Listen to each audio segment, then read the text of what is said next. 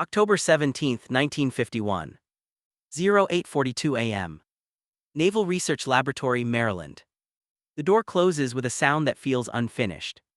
Not silence, something stranger. A pressure, a vacuum where sound expects to return.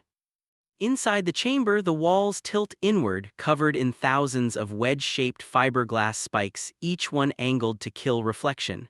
No echo survives here, no footstep comes back, no breath answers itself. Even the hum of the building dies at the threshold as if the room refuses witnesses. A civilian engineer, 38, former radar technician, name logged and filed, stands alone at the center marker painted on the concrete floor. He has been instructed to remain inside for 45 minutes. No tasks, no instruments, no tests to perform. Just remain. The door seals. The latch turns. And the world stops responding. At first, the body reacts the way it always does when feedback disappears. The engineer shifts his weight, clears his throat, taps the heel of his shoe lightly against the floor. Nothing returns. No echo. No confirmation that the action existed beyond the body itself. The human nervous system is not built for this. We are calibrated from infancy to orient ourselves by response. A sound leaves us, touches the world, and comes back changed, but still ours. That return is how we know where we end and the environment begins. Here that loop is severed. 10 minutes in, the engineer notices something unsettling. His movements have become smaller, more economical. He no longer clears his throat. He no longer shifts unnecessarily, not because he was instructed to be still, but because movement without response feels excessive. The room is not hostile. It is indifferent. And indifference, when total, does something unexpected. Behind the observation window, Navy technicians sit with clipboards. They expect distress. They expect agitation. Previous studies suggested sensory deprivation would provoke panic, heightened heart rate, disorientation, hallucination. But that isn't what they see. The engineer's breathing slows. His posture changes, not slumped, not rigid, simply settled. At the 20-minute mark, he closes his eyes. Not to escape the darkness, there is adequate light, but because visual input no longer anchors him. With no echo, even sight begins to feel unnecessary. Time stretches. Without sound returning, the body loses its usual markers. Seconds no longer stack neatly. The present thickens. The engineer later describes it as standing inside a held breath. Something else begins to fall away. The internal narrator. That quiet voice that monitors performance. Am I doing this right? How do I appear? Is this being observed correctly? It weakens. There is no audience to calibrate against, no reaction to anticipate, no signal to manage. From a Jungian perspective, this is where a subtle psychological shift often begins, not in crisis but in absence. When the world stops mirroring you, the persona has nothing to work with. The persona, social mask, adaptive self, the part that negotiates approval, depends entirely on reflection. It exists to be seen, answered, confirmed. Remove the echo and it does not fight, it dissolves. Inside the chamber, the engineer feels a brief flare of unease as this happens. A momentary question rises. If nothing responds, who is this for? Then even the question fades. What remains is not emptiness. It is density. A sensation of being fully contained within one's own boundaries without leakage, no reaching outward, no compensating, no subtle leaning toward reaction. Later, technicians will note something strange in their reports. Subjects who stayed longer in the chamber did not report fear. They reported clarity, a recalibration of attention, a sense that effort had quietly shut itself off. But in this moment, none of that language exists yet. There is only a man standing in a room that gives him nothing back, and realizing he no longer needs it to. Outside the chamber, one technician checks his watch. Another scribbles a note. Subject appears calm, reduced motion, no signs of distress. They don't yet understand what they are observing. They think they are measuring acoustics. But something else is being tested. Because long before the chamber was built to absorb sound, the human psyche learned to depend on echo, not just acoustically but psychologically. Approval, recognition, disagreement, applause, resistance. These are all echoes. And here, stripped of them, something older steps forward. Not confidence, not insight, but a quieter authority. At the 38-minute mark, the engineer opens his eyes. There is no relief in his expression, only neutrality, as if the absence of response has taught his nervous system a new resting position. When the door finally opens, the returning sound is abrupt. The latch clicks, air shifts, footsteps echo faintly down the corridor beyond the chamber walls. The engineer flinches, not from fear but from intrusion. Later, during debrief, he struggles to articulate what happened inside. He does not describe revelation. He does not describe peace. He says only this: "It felt like the room stopped asking anything of me."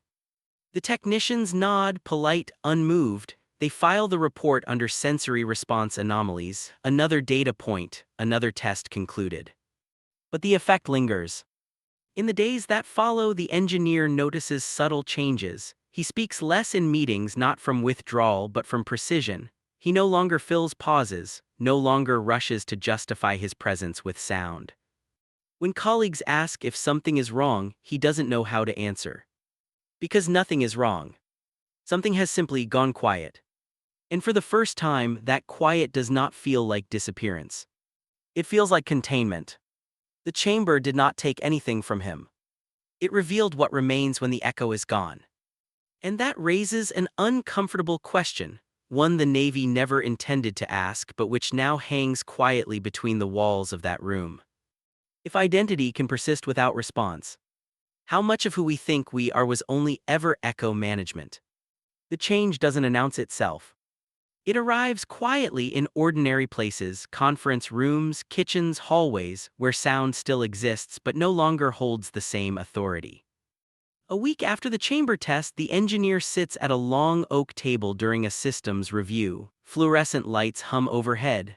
Slide projectors click. Voices overlap in practiced cadence: assert, counter, clarify, repeat. He listens. And for the first time in his professional life, he notices something he cannot unsee. Everyone is speaking toward an imagined response. Not to convey information, but to manage reaction. A joke to soften tension. A technical aside to signal competence. A raised voice to prevent being interrupted. The room is thick with echoes that haven't happened yet. From a Jungian perspective, this is the persona at work, not as deception but as survival. The persona learns early how to shape itself according to feedback. It refines tone, posture, timing. It becomes extraordinarily skilled at answering the room before the room even speaks. But the chamber removed that rehearsal space.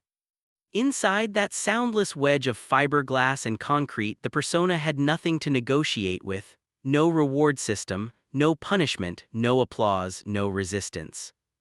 And without those signals, it simply powered down. Now, back in the world, the engineer feels it: a half-second gap before speech, a pause where a response used to rush forward automatically. In that gap, something new decides whether words are necessary at all. He doesn't speak until asked. The meeting moves on without him. And for a moment, just a flicker, there is the old reflex: you should say something, visibility matters, silence can be misread. But the reflex doesn't complete its circuit. Because another realization follows it. Silence is only threatening when it expects an echo. At home, similar shifts unfold. Conversations shorten, not from distance but from lack of excess. He no longer narrates his day, no longer explains emotions as they arise. He answers questions directly, then stops. His wife asks if he's tired. No, he says, and means it. She asks if something is bothering him. No, again, still true. What she hears as withdrawal is, internally, something closer to compression, less outward leakage, fewer words escaping to prove presence.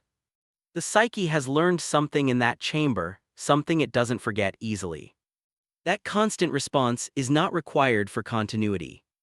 From a Jungian perspective, this marks a subtle but profound reorientation. Individuation does not always arrive as insight or transformation. Sometimes it arrives as reduced need. Reduced need to explain. Reduced need to react. Reduced need to be legible at all times. The persona does not vanish, it simply loses priority. And when that happens, the world often reacts first. Colleagues begin to project: is he disengaged? Is he dissatisfied? Is he quietly planning a departure? Silence invites interpretation. But something unexpected happens instead. People begin to lean in. Questions addressed to him become more deliberate, less performative. When he does speak, the room listens, not because his volume increased, but because his words are no longer padded with anticipation. He is no longer echoing the room. He is speaking from a place that does not require response to stabilize itself. This is where many people misunderstand quietness. They assume it is absence, retreat, collapse. But what is actually happening is containment. In the chamber, sound did not disappear, it was absorbed. And absorption changes energy. An unreturned sound does not scatter, it stays with the source. The psyche behaves the same way. When reactions stop bouncing back, attention stops scattering outward, it gathers. That gathering can feel unsettling at first. There is no external confirmation to lean on, no social cue to indicate correct orientation. But over time, something steadier takes over. Internal authority. Not confidence. Not certainty. Authority. The difference matters. Confidence seeks reinforcement, authority does not. Authority does not announce itself, it does not argue, it does not correct every misunderstanding. It simply remains. The engineer begins to notice something else weeks later. When criticism arrives, it lands differently. A supervisor questions his design assumptions during a review. The tone is sharp, evaluative. The old pattern would have activated immediately: defend, justify, over-explain. Instead, there's that same half-second gap. He listens. Not for tone. Not for implication. Only for information. He answers once, clearly, then stops. The supervisor, unsettled by the lack of friction, fills the silence himself, softens his phrasing, clarifies intent. Power has shifted, not through dominance but through non-reflection. This is the paradox the chamber revealed. When you stop echoing, others hear themselves more clearly. From a Jungian perspective, projection thrives on reflective surfaces. Remove the mirror and the projection collapses back onto its source. Silence, when grounded, does not invite domination. It invites self-confrontation. The engineer never returns to the chamber. There is no need, the effect has migrated. He carries the absence of echo with him now. Into conversations. Into decisions. Into moments where approval once felt necessary.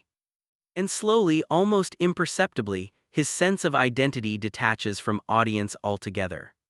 Which raises a deeper, more uncomfortable question, one that does not belong to the Navy or its experiments, but to anyone who has ever felt themselves growing quieter with age. If silence begins to feel less like loss, what exactly is being left behind? It doesn't happen all at once. There is no announcement. No decision. No dramatic renunciation of the world. Approval simply stops arriving at the center of things. Months pass, the engineer is reassigned to a new project: longer timelines, fewer presentations, more solitary analysis. On paper, it looks like a lateral move. In practice, it removes him from constant visibility. Something old would have panicked at that. Career momentum, after all, is often measured by how frequently you are seen responding. But the anxiety never fully forms. Because the psyche has already learned what happens when response disappears. It stabilizes.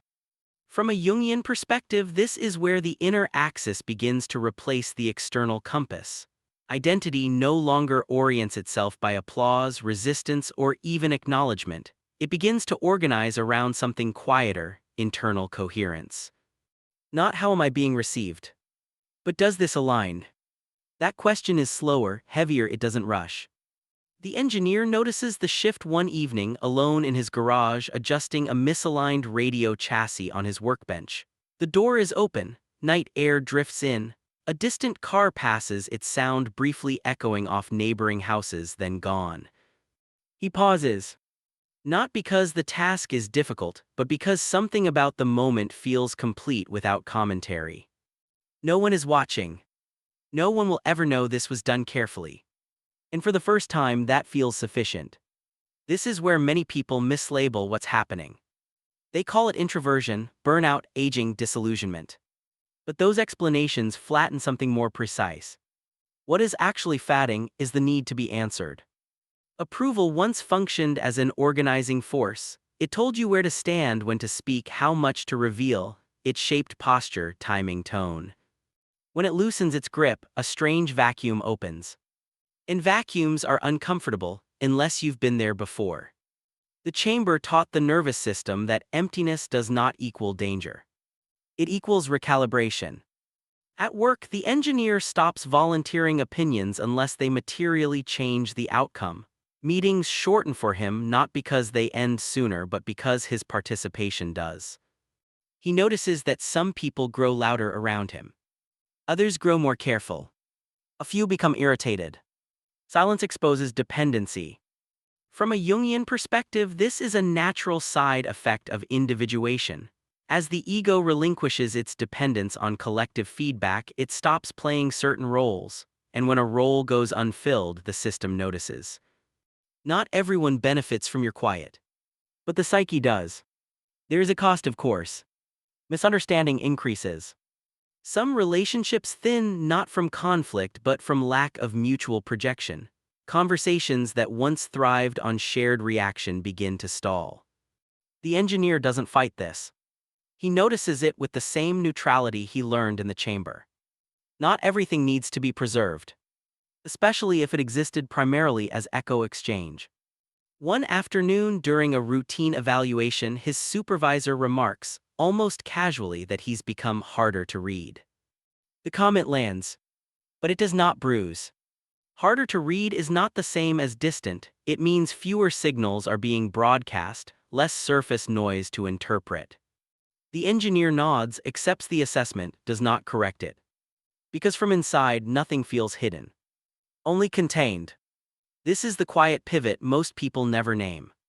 The moment when inner life stops being curated for response. When thoughts are allowed to complete themselves without rehearsal. When emotion no longer demands translation. From a Jungian perspective, this is not withdrawal from the world. It is a reorientation of energy from outward negotiation to inward integration. And integration is not loud. It doesn't persuade. It doesn't explain itself. It simply holds. Late at night, the engineer sometimes recalls the chamber not as a place but as a sensation, that thickened present, that feeling of being fully inside one's own boundaries. He realizes something then. The chamber didn't make him quiet. It revealed what quiet feels like when it isn't interpreted as absence. Which leads to the most unsettling realization yet, one that surfaces slowly without drama. If your identity no longer waits for response, who exactly were you performing for all that time? The fear arrives late. Not during the shift, but after it has already taken hold. It surfaces in small, unexpected moments: a delayed phone call, an unanswered letter, a comment that doesn't receive the reaction it once would have. For years, silence meant risk. Risk of being forgotten. Risk of misalignment. Risk of losing one's place in the invisible hierarchy of attention. But now silence behaves differently. It does not threaten erasure. It signals completion. The engineer notices this one morning while standing in line at a cafe near the lab. The barista calls names, cups slide across the counter, voices rise and overlap in the familiar choreography of public presence. His name is called. He steps forward, takes the cup, nods once. No exchange beyond that. And as he moves toward the door, he realizes something quietly astonishing. There is no residue. No lingering sense that something social remains unfinished. No replay of tone or timing, no internal audit of whether he appeared pleasant enough. The interaction closed itself. This is new. From a Jungian perspective, this marks a critical threshold. The psyche is no longer equating visibility with existence. It no longer requires continuous affirmation to maintain cohesion. Silence in this state is not absence. It is boundary. And boundaries change how the world interacts with you. At work, people begin to approach him differently. They do not seek affirmation, they seek clarity. Questions become more specific, requests more measured. The absence of unnecessary response sharpens the signal. It is not that he has become more important. It is that he has become less available to noise. This distinction matters because noise feeds on reaction. And when reaction dries up, noise moves elsewhere. There is a cost to this too. Some social spaces lose their appeal entirely. Gatherings built on constant commentary begin to feel oddly hollow, not unpleasant but thin. He attends fewer of them. Not out of disdain, out of irrelevance. The internal life has grown dense enough that not every environment can hold it. From a Jungian perspective, this is often mistaken for detachment, but detachment implies disengagement from feeling. This is the opposite. Emotion has not diminished. It has stopped leaking. Late one evening, alone in his study, the engineer hears rain begin to fall. It strikes the roof in uneven rhythm. Each drop lands and ends, no echo, just impact. He listens. Not for meaning. Not for symbolism. Just for the sound itself. It does not ask him to respond. And that is precisely why it feels intimate. Silence, when no longer feared, reveals a deeper intimacy with the present, not because it is rich with content, but because it is unmediated. No performance layer. No interpretive buffer. Just experience arriving and completing itself. The engineer begins to understand something that cannot be taught, only noticed. That much of what we call loneliness is not lack of people.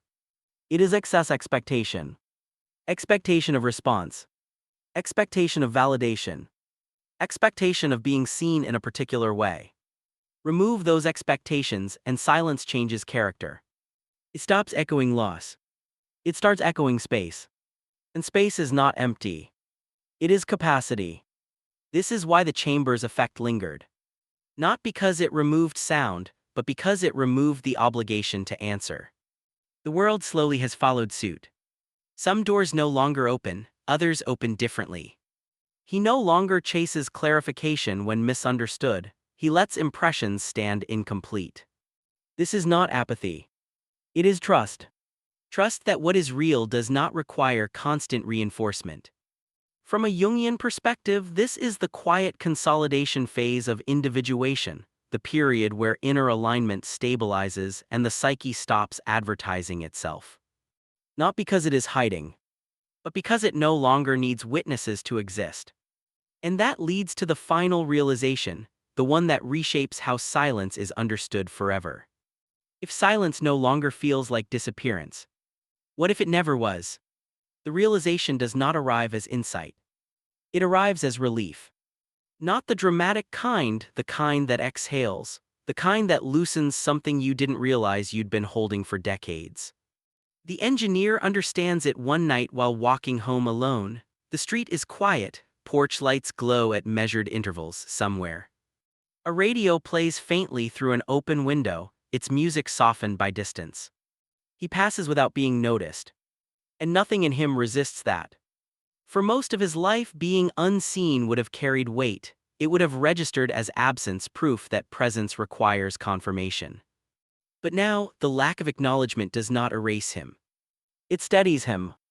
From a Jungian perspective, this is the moment the self stops mistaking reflection for substance. The ego, long trained to orient itself through reaction, finally relinquishes that task to something deeper, something that does not fluctuate with attention. Inner identity. Not the image of who you are. Not the role. Not the story told outward. But the organizing center that remains intact whether or not the world responds. The engineer realizes then that the chamber did not create silence. Silence already existed. What the chamber removed was the interference, the constant demand to answer, to adjust, to perform continuity out loud. Without echo, the psyche discovered its own shape. And that shape did not collapse. It held.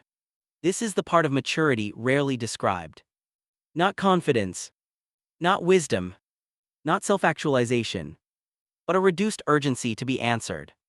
When this happens, something fundamental shifts. You stop mistaking attention for intimacy. You stop mistaking reaction for connection. You stop mistaking noise for meaning. Silence becomes neutral ground, sometimes even fertile ground. The engineer still speaks, still engages, still participates in the world, but he no longer leaves pieces of himself scattered in every interaction. He remains whole, contained. And this is why quiet people often unsettle others, not because they are empty, but because they are no longer echoing. Echo reassures. Non-echo reveals. From a Jungian perspective, the individuation process does not culminate in expression, it culminates in integration.